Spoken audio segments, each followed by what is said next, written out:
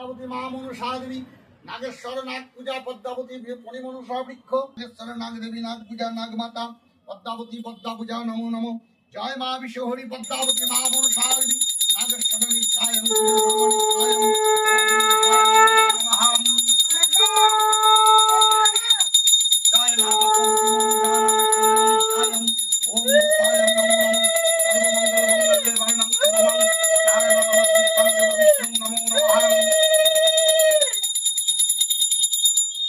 বাবলুকুণ্ড নাম পূজা সংকল্পায় নমো মঞ্জুকুণ্ড ঋষিকেশ গোত্র সংকল্পায় নমো বাসন্তী কুণ্ড সংকল্প দক্ষিণায় নমো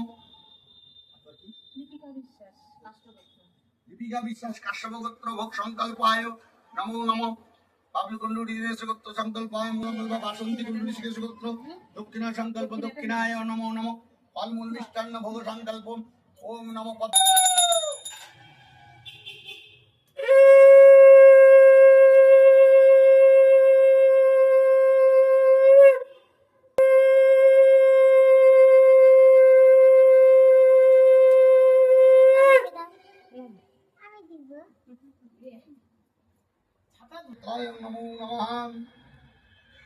পদ্মাবতী মা মনসার ব্রত কথা। এক গৃহিণী গেল পুকুরে স্নান করতে, লক্ষ্য করলো তার পায়ের কাছে না কিছু কিলবিল করছে। সে সেগুলোকে মাছ মনে করে বাড়িতে এনে রেখে দিল। পরের দিন সকালে অবাক কাণ্ড, মাছ নাই, কিছু সাপের বাচ্চা কি। ছোটবেলায় এত মায়া হলো তাদেরকে দুধ কলা দিয়ে পুষতে লাগলো। ক্রমে তারা বড় হয়ে দেখলো দিদির বড় দুঃখ।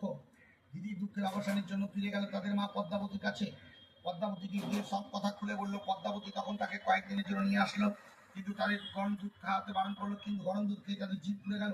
তারা ভয়ানক রেগে গেল। মা মনসা দেবী তাকে তড়িঘড়ি করে রেখে আসলো, কিন্তু তারা দেখে সবাই উচ্চারণ করতে লাগলো। তখন বললো বেঁচে থাক আমার আরুণ পারুণ কেউ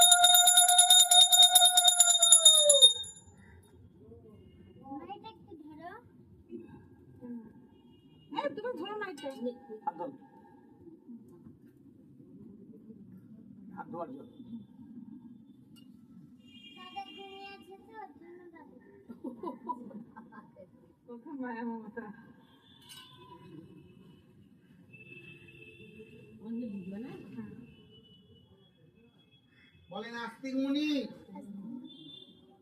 মুনির মাতা ভগিনী বাসুকৃষ তথা জড়ৎকারু মুনির পত্নী নাগ মাতা নমো নমঃ।